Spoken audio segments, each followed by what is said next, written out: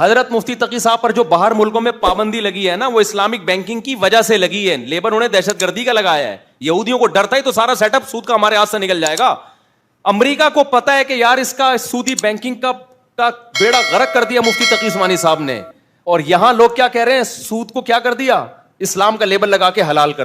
دنیا میں کسی کو بھی لوگوں کا علاج کرنے کی اجازت نہیں ہے جب تک پراپر کسی ادارے میں حکیم نہ بنا ہو یا ڈاکٹر نہ بنا ہو.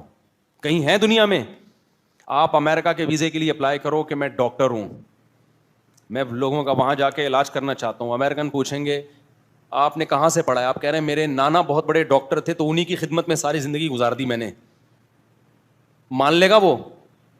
کہے گا بھائی تیرے نانا کا بھی ہمیں نہیں پتا اور تیرا بھی. ہم جو پراپر وے میں ایک سلیبس ہے اس کو فالو کرو. آپ صرف ایک دین اور مذہب کو تماشا بنا لیا لوگوں نے, جو اٹھتا ہے مذہبی اسکالر بن کے گائیڈ کرنا.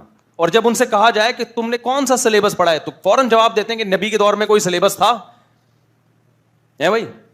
کمال کی بات یہ کہ جب سلیبس نہیں تھا نا نبی کے دور میں, مرتب نہیں ہوا تھا. سلیبس اس وقت بھی تھا, ایک ہوتا ہے مرتب ہونا, جیسے قرآن تھا مرتب حضرت عثمان نے کیا, حدیث تھی مرتب امام بخاری نے کی, فقہ تھا مرتب ابو حنیفہ نے, امام مالک نے اور دیگر ائمہ نے کیا.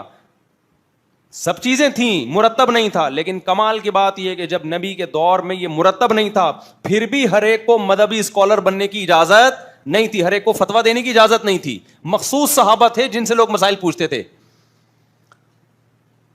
سمجھ میں آ رہی ہے بات کہ نہیں آ رہی؟ ہر ایک کو اجازت نہیں تھی. نبی دیکھتے تھے کہ جنہوں نے میری صحبت میں زیادہ ٹائم گزارا وہ حلال و حرام کا علم ہے, ان کو آپ صلی اللہ علیہ وسلم اتھارٹی دیتے تھے کہ یہ بتائیں گے لوگوں کو مسائل. آج تو جو اٹھتا ہے کمبخت, چند کتابیں عربی تک تو آتی نہیں ہے جو اسلام کی بیسک زبان ہے, ایک لائن عربی میں نہیں پڑھ سکتے یہ لوگ, ایسے فتوے دے رہے ہیں ایسے فتوے. تو جہاں علم کی کمی ہوگی وہاں مذہبی اسکالر تو آئیں گے, لیکن لوگوں کو سیدھا راستہ دکھانے کے بجائے کیا کریں گے, گمراہ. ایک دفعہ جہاز میں آتے ہوئے نا ایک صاحب مجھ سے الجھ گئے کہ یہ اسلامک بینکنگ سب ٹوپی ڈرامہ ہے, یہ سود ہے جس کو علماء کھا رہے ہیں. میں نے کہا آپ نہیں, کہ تم مجھے پھر بھی اعتراض کرتے, آپ نے بھی فتویٰ دے دیا حلال ہونے کا, آپ بھی کھا رہے ہو. میں نے کہا میں تو نہیں کھا رہا, نہ مجھے کسی اسلامک بینک سے 5 روپے بھی نہیں ملے اس فتوے پہ. بلکہ جن دنوں میں ہم نے بینک کے جائز ہونے کا فتویٰ دیا ان دنوں میں میزان بینک میرا اکاؤنٹ ہی نہیں کھول کے دے رہا تھا. میرا کلپ چل رہا ہے, اکاؤنٹ نہیں کھول رہا وہ, کیونکہ میں ایسی پگڑی میں گیا تھا, ان کو لگا کوئی پتہ نہیں بم تو نہیں رکھ کے آیا بھائی, میں مشہور نہیں تھا زیادہ اس وقت, کہ شاید یہ داڑھی ٹوپی پگڑی اللہ خیر کرے کوئی. میں نے کہا بھائی کچھ بھی نہیں, ایسے ہی ہیں جیسے آپ ہو, پر پگڑی پہنی بھی ہے. نہیں کھولا. اور ان دنوں میں الزامات کیا لگ رہے تھے, سود خور, پیسے لے لے کے فتوے دیتے ہیں یہ. سمجھ میں آ رہی ہے بات کہ نہیں آ رہی ہے؟ تو ایک صاحب جہاز میں الجھ گئے, ماشاءاللہ بڑی داڑھی, یہ کیسے کر دیا. میں نے کہا آپ کو سود کا الف بے بھی پتا ہے کہ سود کسے کہتے ہیں؟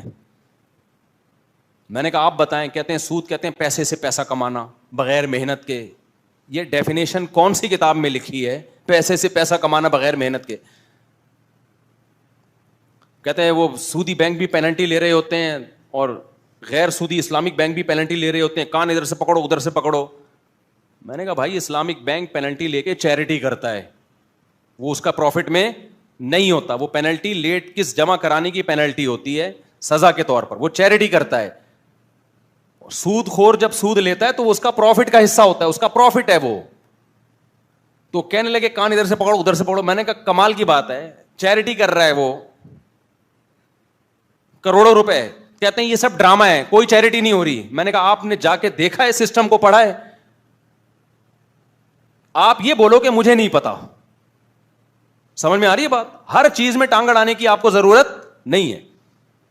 ہاں کوئی عالم اعتراض کرے نا, اس عالم کا اعتراض بنتا ہے کہ بھئی اس کی رائے کا اختلاف ہے. عامی آدمی کی رائے کا اختلاف معتبر نہیں ہوتا. 15-20 منٹ میں اس کو سمجھاتا رہا بولشتا. میں نے کہا بھائی میرے پاس کھوپڑی نہیں ہے, کیونکہ کچھ بیسک نالج پہلے ہونی چاہیے, اس کے بعد آپ کو ایک چیز سمجھائی جا سکتی ہے. آپ کو تو بیسک نالج ہی نہیں ہے, تو میں کیا آپ کو یہاں درس نظامی پڑھانا شروع کر دوں پورا بٹھا کے؟